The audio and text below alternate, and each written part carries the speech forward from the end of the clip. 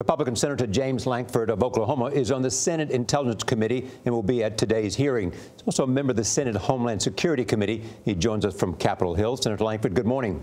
Good morning to you. Senator, you're on the Senate Intelligence Committee. You're going to hear today from representatives of Silicon Valley firms like Facebook and others.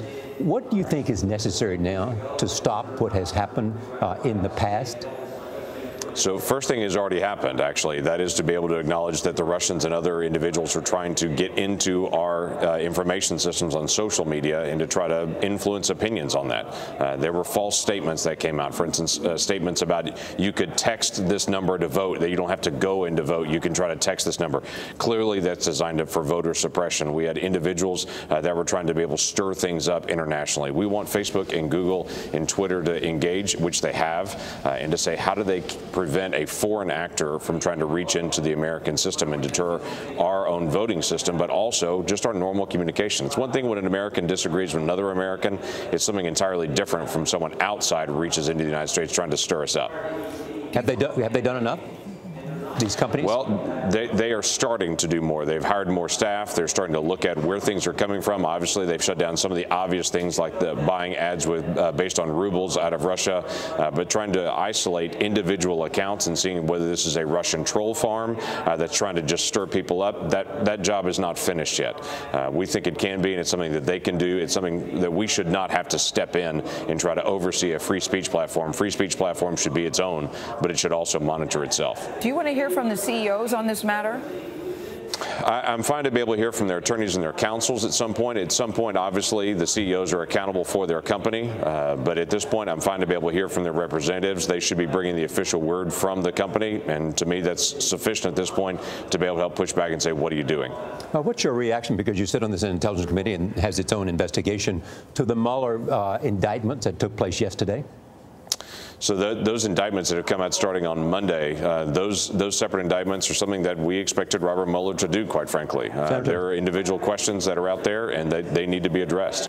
Can you tell us what there might be in terms of links between Uzbekistan and terrorism? Yeah, there's been a long-standing connection between terrorism. Obviously, it's faced typically into Russia towards terrorism in that region, but there's also been long-standing relationships between several radical Islamic groups in that region as well. So we're still determining and trying to unwrap all of this in the days ahead. There's still a long way to go to test social media communications, where there's direct communication or was this inspired. That's still being unwound right now. When the president says he wants to ratchet up extreme vetting, what do you assume he means? I assume that he's trying to evaluate family connections or any other kind of terror connections. It's been one of the most difficult areas. You may have an individual that comes in with a clean record, but there's also family connections of terrorism, so you have to be able to evaluate the whole of it. We've seen family members reach out to other family members once they reached Western countries. So I would assume that's what he means, but obviously the White House can get a chance to speak out to that. Well, do you think extreme vetting is a good idea under these circumstances? I think extreme vetting's gone on actually for a long time. It's something that even the Obama administration stopped for a season and said we've got to reevaluate how we're doing vetting and going through the process. The process is already about 18 months long. Sometimes it is a process where you discover that we don't know anything, and so it's assumed to be good rather than we know something positive about it. And part of the issue on vetting is, do you try to evaluate, do we know something positive about an individual, know their background, know their family, or do you just say they're not on a terror watch list so they must be okay? That's the balance you have to run. Senator, the suspect we know is here with the green card that he won apparently in the lottery system, which is popular amongst Uzbeki. Can you talk about what that means for the U.S. as far as safety going forward in this lottery program?